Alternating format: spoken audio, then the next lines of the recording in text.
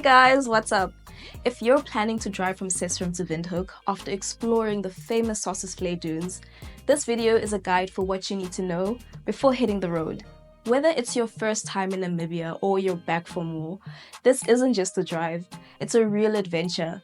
You'll get rugged mountains, desert plains, wildlife, and jaw-dropping views. So spending your last night in or near Sesriem before setting off on your road trip back to Windhoek is highly recommended.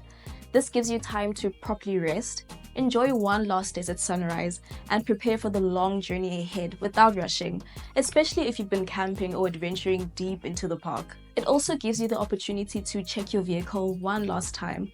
After days in the desert, your rental car might need some TLC.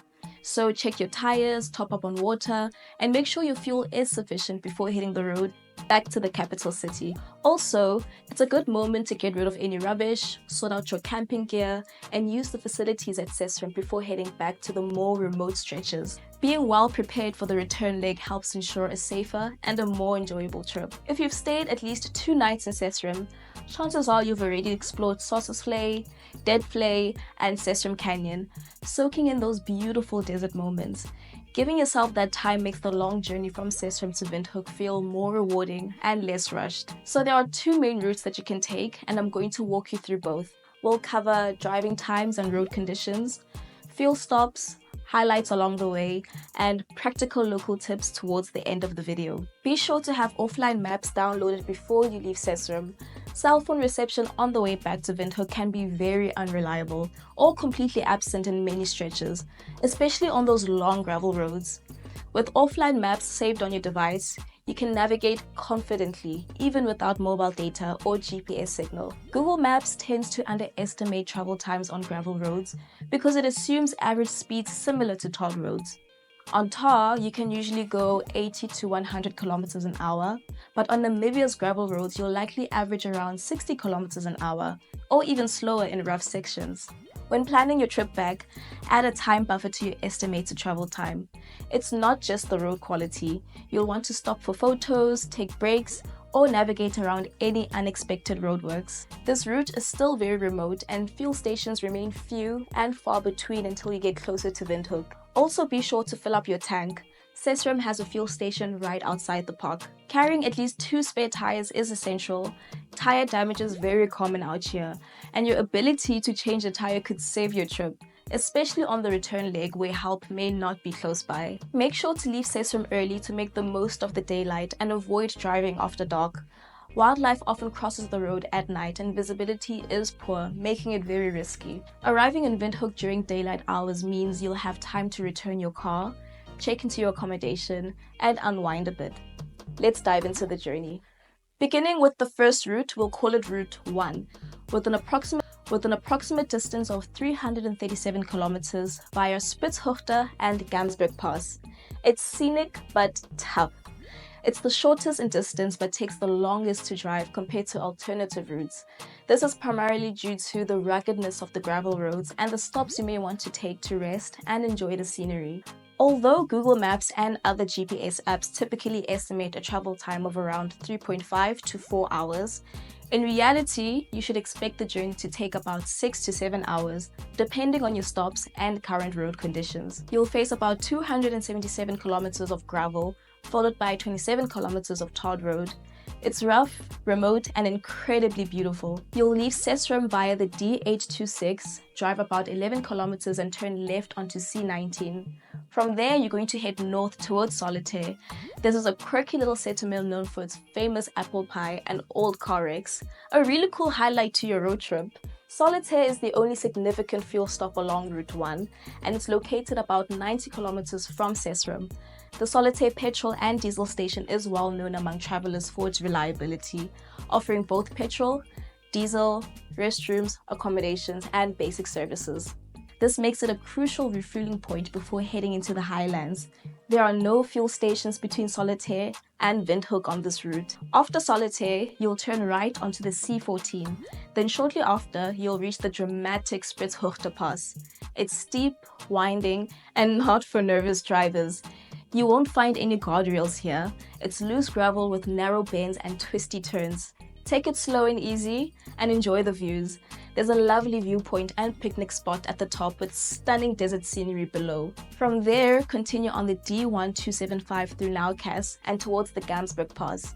This part of the road winds through Gamsberg Nature Reserve, with Gamsberg Mountain as a flat-topped geological wonder rising above desert valleys. The scenery is breathtaking, and the route offers wide open landscapes with chances of spotting wildlife like springbok, baboons, and even giraffes crossing the road and watching from the bushes. Gamsberg Pass features relatively wide gravel roads with impressive views at the summit, though it can be daunting for those with a fear of heights. Sossusvlei Pass is steep and winding with sharp hairpin bends and sections paved with concrete bricks to improve traction. While the pass is easy to navigate at low speeds, caution is needed, especially when tackling that steep descent or ascent. Both passes reward drivers with spectacular vistas of the surrounding landscapes, making the drive memorable despite the demanding terrain. After Gamsberg, you'll continue on the C26, a gravel route through the Khomas highlands, and finally join the Taad B1, driving the last stretch into Windhoek. The contrast between highlands and mountains and flat savanna will give you a sense of that incredible variety of Namibia's landscapes. Although this route via Gamsberg Pass is longer than other options, it offers a richer experience full of scenic variety, wildlife, and the impressive transition from deep desert to the highland capital city of Namibia. Moving along to the second route, we'll call it Route 2, via Bullsport and Rehoboth. It's easier to drive, but the scenery is just as great. If you prefer a more relaxed drive, this route is definitely for you. It's about 342 kilometers and takes around 5 hours to complete. It's less intense and ideal if you're not confident on steep mountain roads.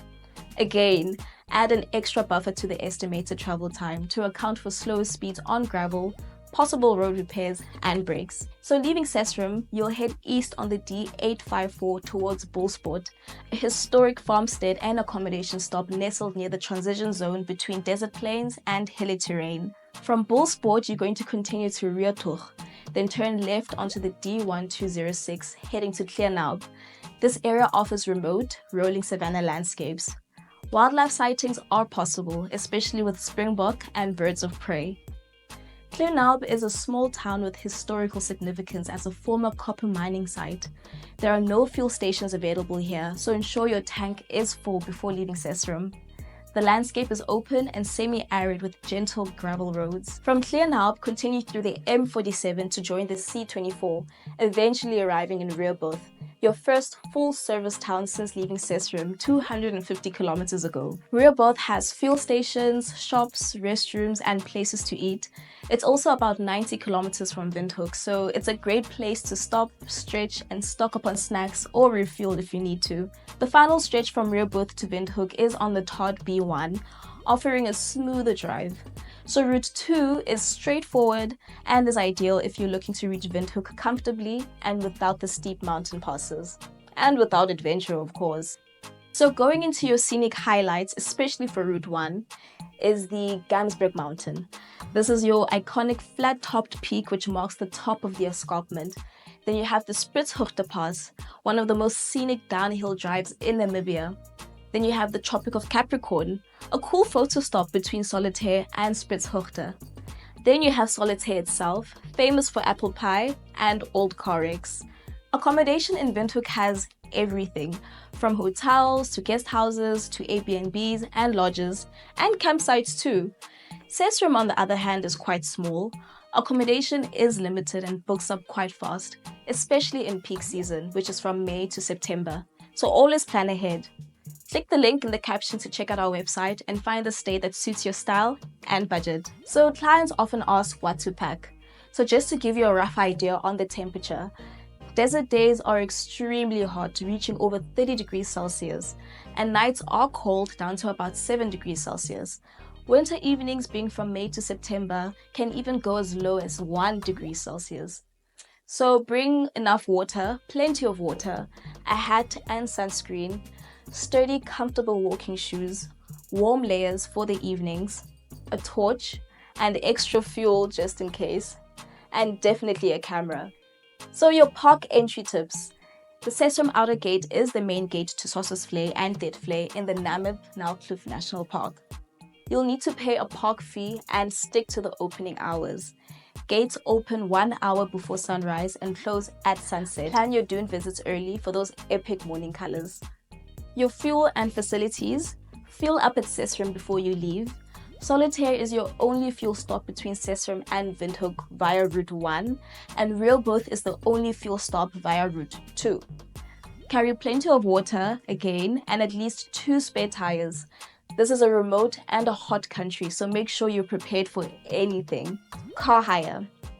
So renting a vehicle in Namibia is a bit different from what you might be used to. Namibia's roads can be rough, remote, and incredibly long. If you're flying in and planning to self-drive, go for a 4x4 vehicle. It's not just for adventure, it's for safety and comfort, especially on gravel roads and mountain passes. Driving is on the left.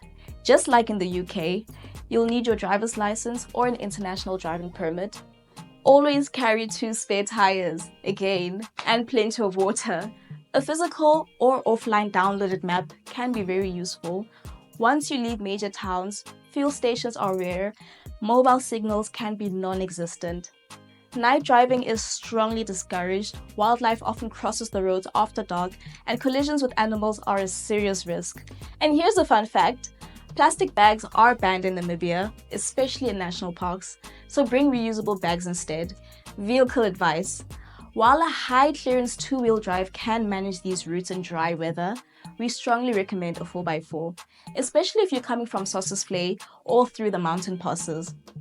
If you're towing a trailer on Route 1, this is through the Gamsberg and Spitshoogte passes, only 4x4 trailers are permitted. These passes are steep and challenging, making them unsuitable for regular trailers. Accidents involving tipping trailers have happened in the past. Also, make sure your travel insurance covers self-driving in Namibia. We always provide our clients with emergency contact numbers, just in case. Some areas, especially near Solitaire and Sesriem, have been reported in poor condition. In March 2025, the C19 near Solitaire suffered major rain damage, creating erosion gullies and potholes, locally known as dongas. If you're traveling during the rainy season, being from January to April, road conditions can change quickly. Don't take chances. Feel free to give us a call for real-time updates and detour suggestions before you hit the road. And there you have it, your complete guide to driving from Sesriem to Windhoek. If you've got any questions, drop them in the comments, and don't forget to reach out for road condition updates before you travel. Click the next video for your ultimate road trip guide from Swakopmund, the charming coastal town where the desert meets the Atlantic Ocean, to Sesriem. Thanks for watching, safe travels, and we'll see you on the next adventure. Happy traveling!